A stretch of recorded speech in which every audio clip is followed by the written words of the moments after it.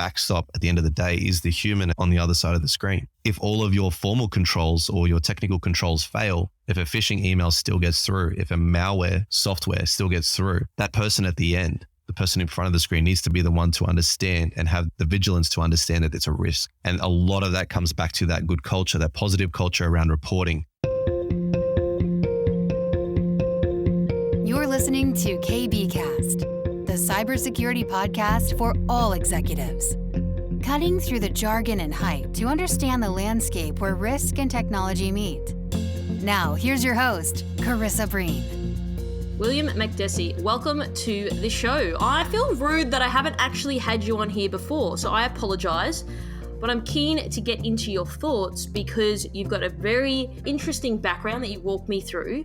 But when we had that chat, you sort of spoke a little bit more about your experience with local and state government. So I'm keen to sort of jump into that and start with that straight away. So tell me a little bit more about your experience with working with local and state government. Yeah, sure, Carissa. I've worked with InConsult for about 2 years now, and InConsult as a whole has worked with over 90 of the 128 New South Wales local government councils, including New South Wales state government. Everything from your busy metropolis councils to the rural end of the conduit councils that rely on diesel generator wireless antennas just to get internet connection, you name it. We have a team that performs audit as well, internal audit and such. And then we have our risk team, which is essentially where I sit, doing pretty much everything for local and state government, including traditional risk management, climate risk, modern slavery, but my focal area, which is cyber risk.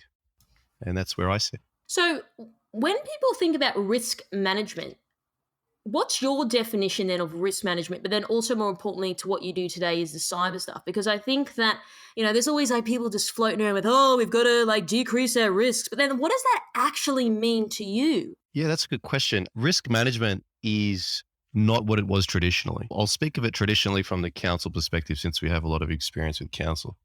Now, for councils, typically you have your regulatory, financial, operational, reputational, and service delivery risk. Now, service delivery risk typically didn't include much of IT.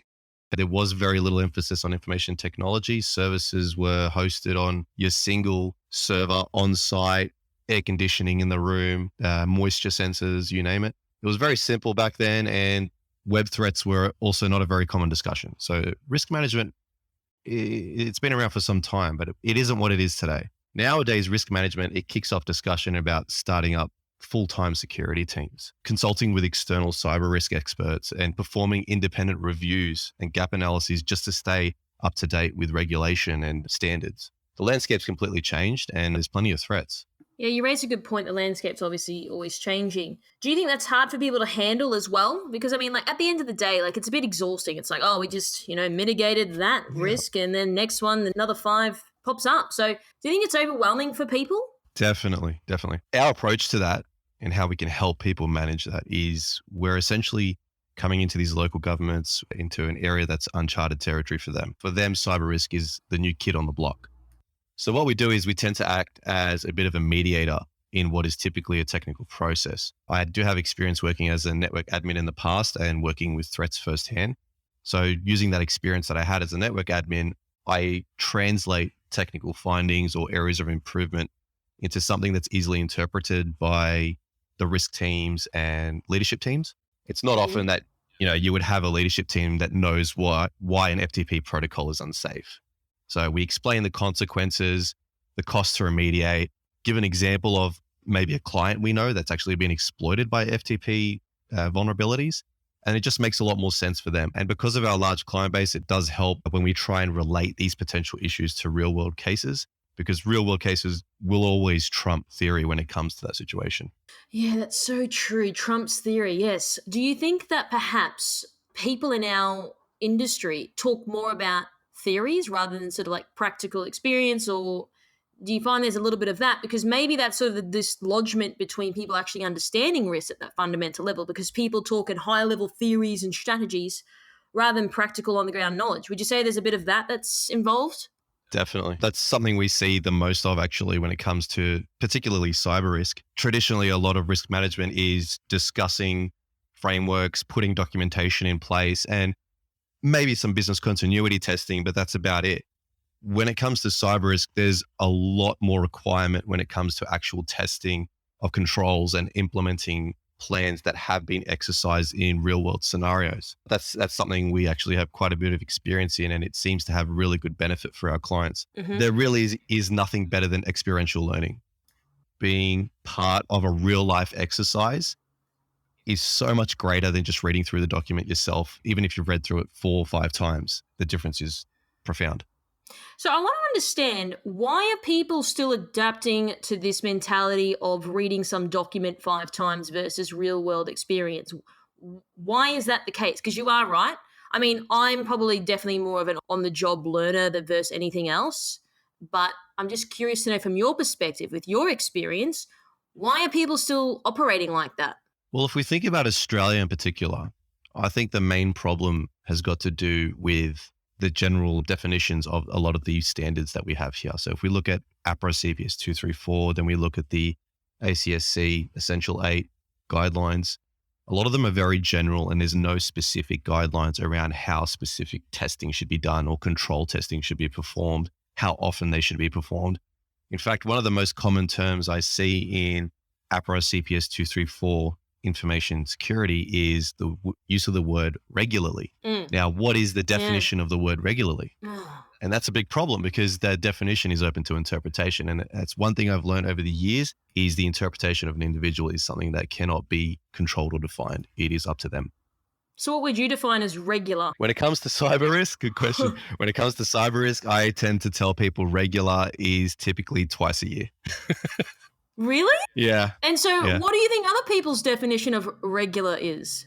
Once every 10 years? It does depend on the context. So this is standards such as APRA CPS 234, which are quite high level. We're talking about major control testing here. So twice a year is probably the most frequent I would put as a definition for regularly. But then you've got also some councils or organizations that are smaller.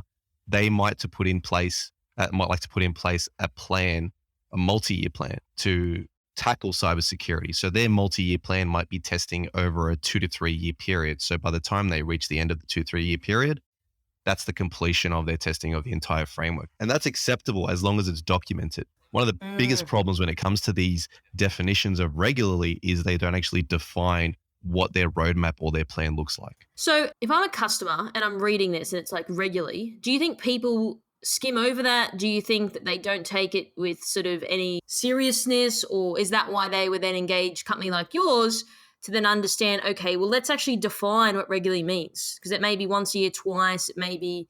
Yeah. There's the gap then. Yeah, that's a question we get all the time. What does it mean by regularly? Too often we have our clients or even new clientele come across and say, hey, we just wanted to reach out to someone with experience to understand what does regularly mean according to APRA? What does regularly mean according to the Australian Cyber Security Centre? It's a common question, but then you do have situations where a highly mature organization might use that to their advantage. They know it's a bit of a loophole and they know they're lacking resource this year or the last couple of years. So they'll take regularly in their own interpretation to be, you know what, I think that means once every 2 years. I was just about to ask you that would then mean that there are loopholes because it is their interpretation. And there's no definitive sort of this regularly is once per annum or whatever it may be. So if a company is like low on resources or they've got other stuff going on, which I can understand and are having a level of empathy, but then doesn't that then create other problems? And then so hypothetically, if it's like, okay, a company then can get away with that because then APRA could be like, well, I guess we didn't define regularly and how much it should be performed or not performed. So then what does that then mean then for these guys that perhaps are just doing it once every couple of years or once in a blue moon? What's your experience with that? Oh, it's just a delay in their cyber resilience and their maturity, which in the end is only benefiting the fact that they have a lack of resource. It does not benefit their posture. It does not benefit the potential for them to actually experience a cyber attack. It's increasing the likelihood of them experiencing a cyber attack. And as we know from a lot of the other podcasts we've heard and a lot of things we've seen in the news and a lot of stats that are out there, the cost of a cyber attack is so much more than the investment in the cyber strategy to prevent it. So there is really no benefit besides the fact that they are just pushing out the inevitable. It has to happen eventually. And if there is any kind of audit or a tripartite that takes place, if there isn't sufficient testing, if there isn't regular enough testing, you can't just put forward an excuse. It's just not going to work. It's not going to hold when it comes to a review or an audit. So I'm really fascinated by this. So with the APRA stuff, so hypothetically, if it's like this regularly, why don't they have guidelines, perhaps? Now, I know it's going to depend, and it always depends, and all this and that, but surely there should be something there, because there is that loophole. And then there's no real accountability then. It's like, oh, well, regularly could mean once every 6 years. Like, I'm curious to know, how do we then keep people accountable? Yeah, no, I totally agree. And I think what needs to happen is there needs to be more guidance around two things. One is the implementation of a statement of applicability, which is something that's used typically with ISO standards, but I'm trying to actually encourage it for use in other frameworks as well and standards. And what that does is it basically sets the context from a high level, coming straight from the leadership team. We are going to commit to these parts of the framework because it is commensurate with our infrastructure. Right. There is no way you can create a standard that is commensurate with every infrastructure around the globe. It doesn't work like that. No.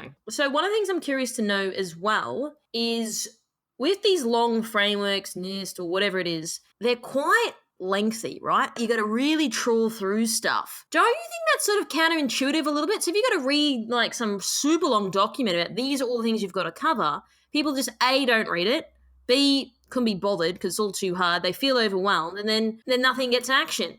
So why are we not trying to reduce? And I get you've got to have these long frameworks and all that, but what about trying to sort of condense some of the key points? Because it is frustrating, it is arduous, and people don't want to do it because it's another thing that they've got to do in terms of compliance and keeping their head above the water and keeping the lights on.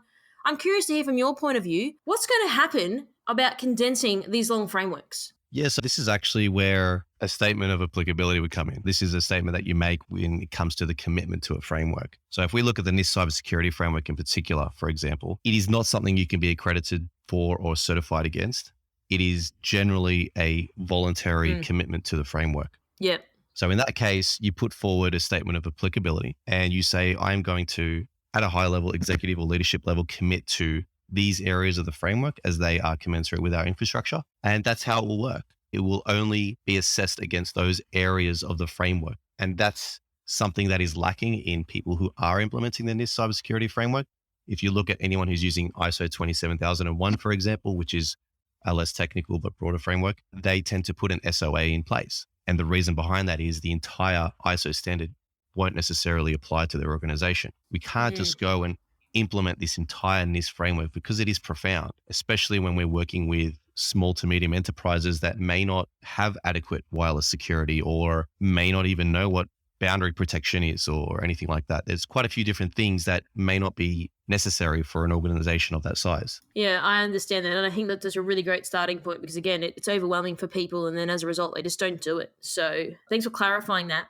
So one of the things I want to sort of go back on now and to get into this a little bit more is your approach to cyber risk management when it comes to like local and state government. Because I think people have these preconceived notions in their minds. If you wouldn't mind sort of sharing some of your insight and your experience with working with these government agencies. Yeah, so one thing we see with local government, when it comes to risk management in general, they do tend to have a bit of a front foot. And this is primarily because of regulation of risk management statewide. There's requirements by the Office of Local Government, the Audit Office of New South Wales. Because of this, generally speaking, LGAs are a little bit more mature when it comes to risk management. There's still your typical fumbles, like there might be some outdated testing, things like that. But overall, the maturity is high. On the other hand, when it comes to cyber risk, it's not uncommon to see it develop slower in local government. In our experience, other industries are implementing rapid transformation projects with considerable investment in long-term cyber strategies. So it's happening a lot faster in other industries. It's this area in local government that's the most lacking. It's the new kid on the block. And when you have a heavily formalized regulation of your risk management framework, you can't necessarily skip steps to get things done faster. So when it comes to that, that's where we step in. Again, as the mediators, we try and simplify the process for them.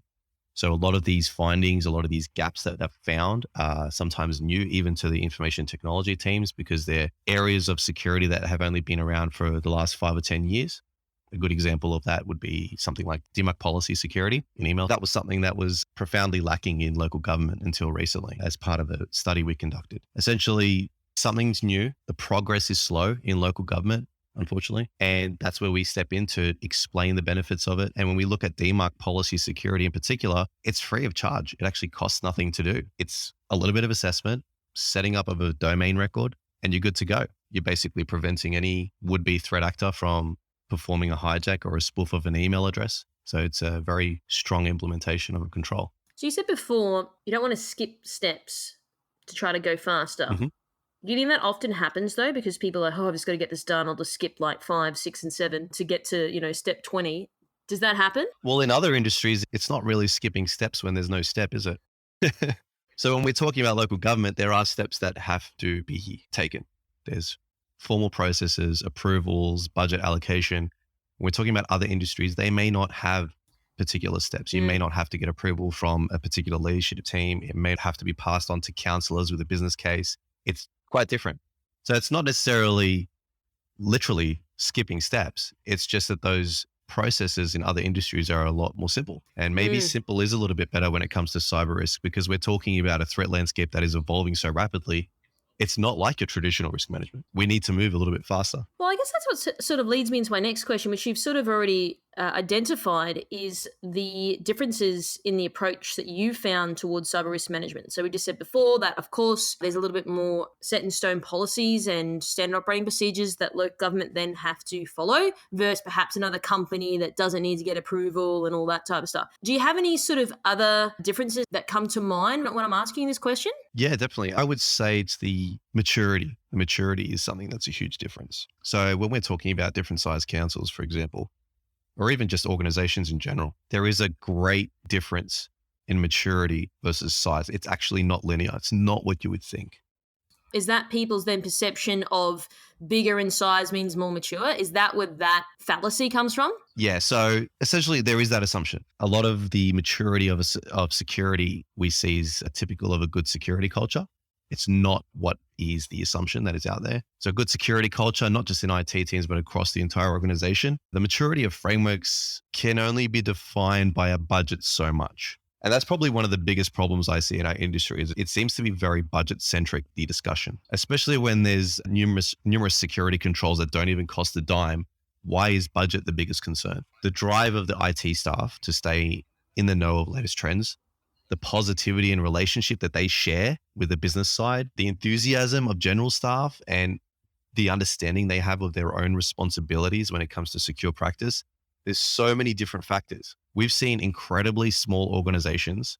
We've seen incredibly small local governments in rural areas with less than 50 staff sometimes, with greater cyber resilience and maturity than even ASX-listed multinationals that we've done work for. Wow, that's wild. I'm curious to know, you said the budget. So why is that sort of like a roadblock for them? Like you just said that there are other controls that are free that people can implement. So then why are they so focused and hung up on the budget side of things? That's a good question. And I think that's where my technical background helps out quite a bit working in cyber risk. There is that lack of understanding of the technical side. And also one of the hottest topics a couple of years ago was the fact of the issue of budget allocation to invest in cyber risk. That was such a hot topic in media that it became the focus. And I think that made it feel like the primary cause of this issue on the surface. But working with organizations and government to create, improve, and test their information security frameworks, we always see otherwise. I'll run a phishing campaign across an organization, and the data from a phishing campaign alone, so not only the data from the entire framework, but just from a simple phishing campaign, shows that staff education has the greatest impact on user compromise. So it doesn't necessarily have anything to do with budget. It doesn't mean we need to do more phishing campaigns,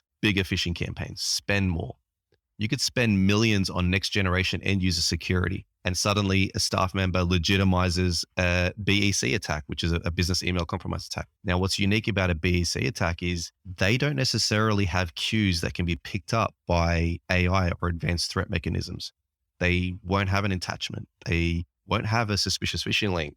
They won't have any cue demanding an urgent response from the individual. They'll start off as a basic email requesting a change of bank account details because they're overseas, pretending to be a staff member, something very simple. The final backstop to that email is the human behind the screen. And sometimes all it takes is a quarterly email to staff to just remind them of this ever-existing threat, or even if you were to invest in cyber risk awareness training, that is hands down one of the best bang for buck investments that you can make. It's not something that would prompt a careful budget allocation or break the bank. It's something that's incredibly low cost and will greatly improve the cyber resilience of an organization. So why is budget allocation the biggest topic of concern when there are so many things that are very bang for buck, very cheap? And as I was saying earlier, when it comes to DMARC policy, for example, there are a lot of protocols or configuration changes that can be made to a domain, to an infrastructure that can completely change the resilience. And it doesn't actually cost anything. It's just the time and effort of the IT team or the individuals involved in making those changes. Nothing more than that. Yeah, so I think that's potentially the bottleneck. It's like the time and effort, which I don't have. I think it's that it's like, okay, well, we need budget to go and hire Will, for example, or whoever to like come in and like help us, right? Like, I think it's that then, don't you think? That's a good point. And that's actually why vulnerability management is a big topic, especially in this cybersecurity framework. Vulnerability management itself, the definition of it isn't very well understood. Essentially, what vulnerability management is getting those IT teams to understand the issues they have and prioritize them appropriately. There is that, what I like to call IT debt, that pretty much every IT team has. It's a debt that they have of tasks they need to complete. And almost always they have too many tasks, not enough resource, and it just keeps growing. So vulnerability management is an assessment of those tasks and identifying what has the biggest impact on the organization. Now, to get IT teams to understand risk management, to do a risk assessment in the first place, it's usually something outside of their scope of their role. There needs to be more of a blend between risk management and IT roles. There needs to be that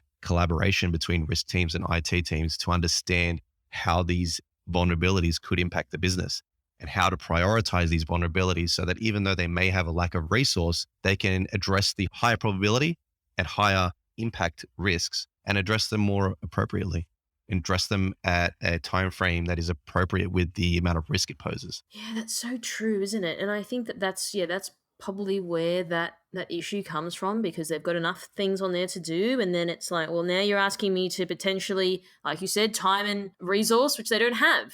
So I think that's probably a broader conversation to have. But one of the things that I sort of want to talk to you about now, Will, is going back to the assumptions that people do have when it comes to bigger companies, that they have their security on point, versus companies that don't have their security on point. And you say that's not the case. So just talk me through this a little bit more. Like, do you think you just referenced a few examples with the local government with under 50 staff and their cyber resilience is pretty on point.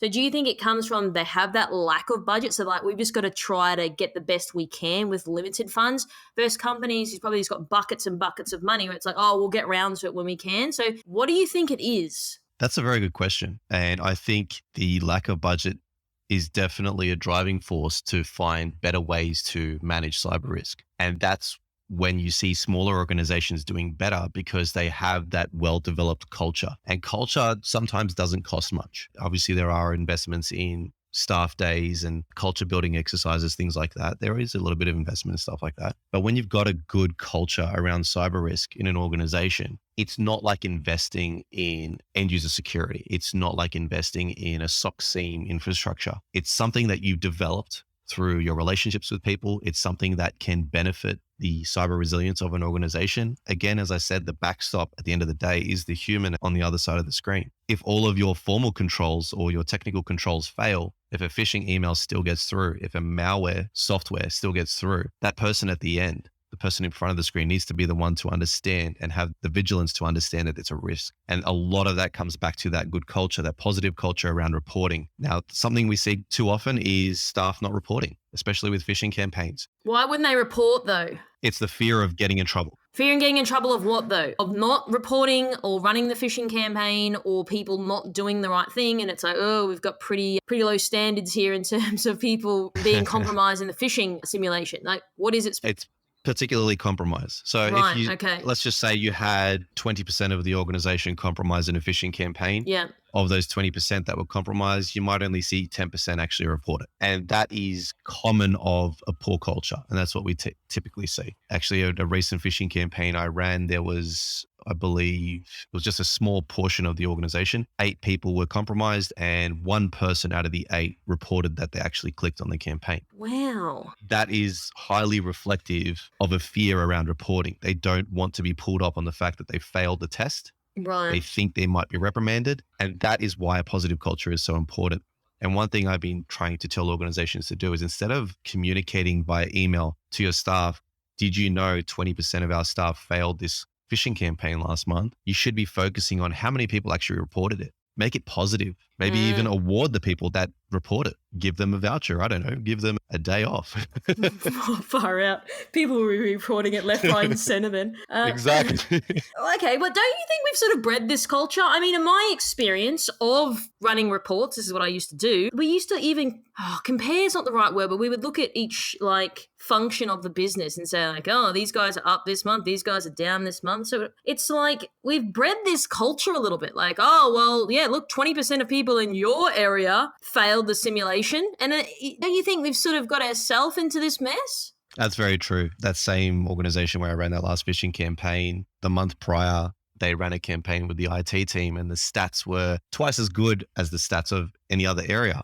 So obviously that does help in the development of that smugness, that smug culture. IT did a little bit better than you guys, but of course they did better.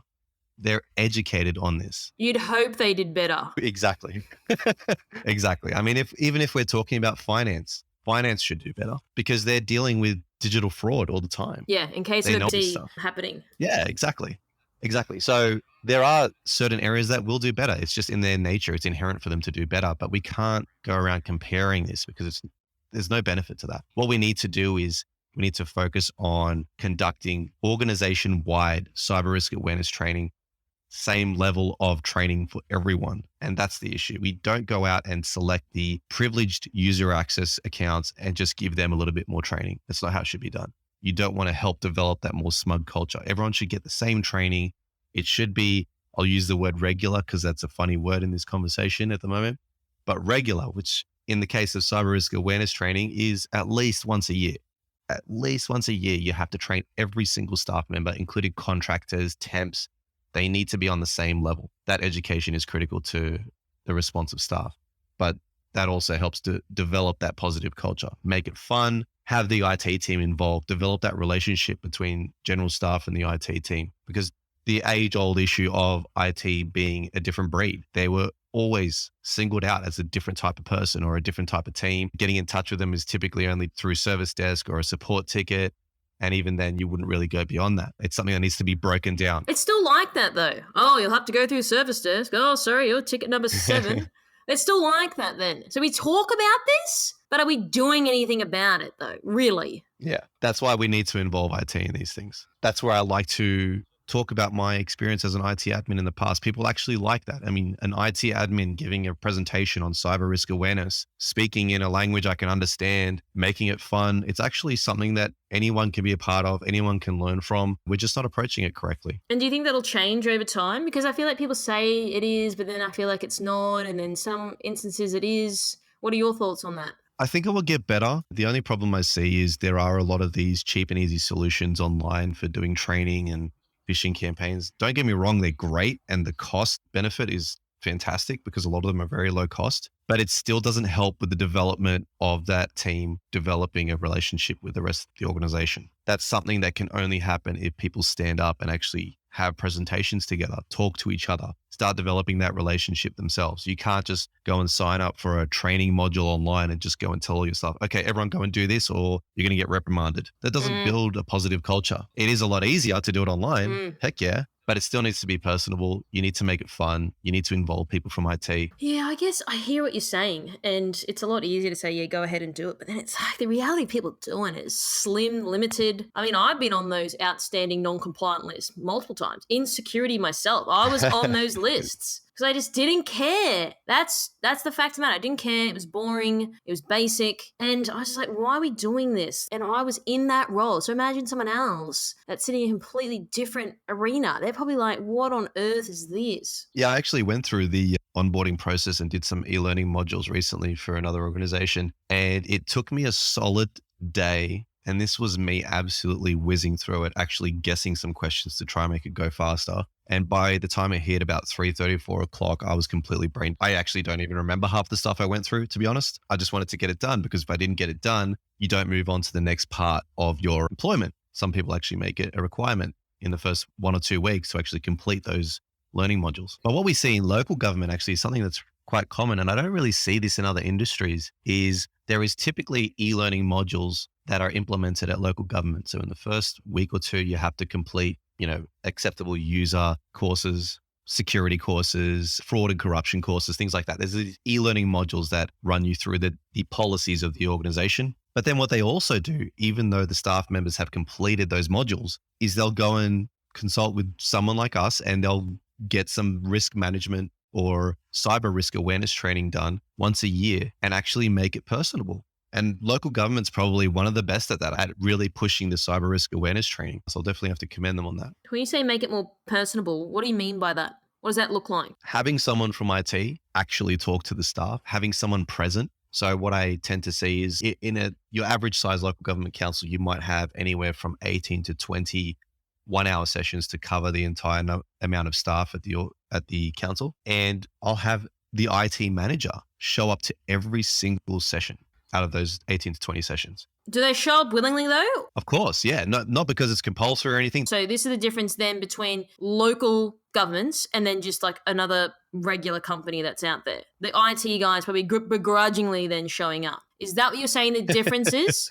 Well, that's what I'm seeing in my experience. I see IT managers show up, even if it's just for half of the sessions. The fact that they showed up to that many when they're the IT manager of a local government council, you got 500 staff, it's fantastic. And the staff appreciate it. They see the IT manager there. Sometimes the IT manager will jump in and drop a sentence or two, make a comment, or have a laugh with one of the staff members, because they are going through an exercise where they're picking up red flags in an email, and one of them might say something funny, so the IT manager would jump in. And it helps build that relationship. It's fantastic. There's really nothing that can replace that. So where do you think that stems from? So this stems from just, again, the culture. They've gone about things initially, which is sort of like bred into these, these people working there, right? There's a company that's like, well, we don't have anything in place. The IT guy can be bothered showing up half the time. So do you think this stems from the leadership perspective, engendering the right culture, which then permeates down, and then you do have the IT guy willingly showing up to conduct these sort of training sessions? Is that correct?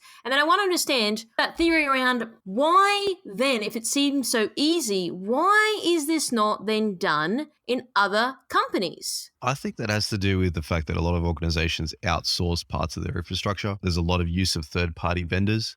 If we look into, let's say, the insurance sector, for example, one thing we see in insurance and reinsurance is there is a lot of dispersion or diversification of their IT vendors. So their IT team is not made up of one single IT team. It's made up of 3 or 4 different IT teams across different organizations that have one service desk each, one method of contact each. They have different lead times for different priority tickets. It's just this shamble of different kinds of teams that you have to deal with. So you kind of lose touch with the IT team in that way. One thing I see with local governments is they always typically have one IT team, and the IT team shows up to the office. They know them personally. They're people that have stuck around since, legacy mainframe infrastructure days. Whoa. That's probably one of the contributing factors to that, I think. Okay. That I hear what you're saying, but if we zoom out for a second, the reality is in a big company or whatever, you have to engage third party. You have to have external vendors and service providers. So it's hard to get around it. It's very rare nowadays to have everyone, in-house versus the outsourced model, which they have to for certain technologies or whatever it is. And people don't hang around for like 20 years anymore. So then how do you manage that? Yeah, that's a good point. It's difficult.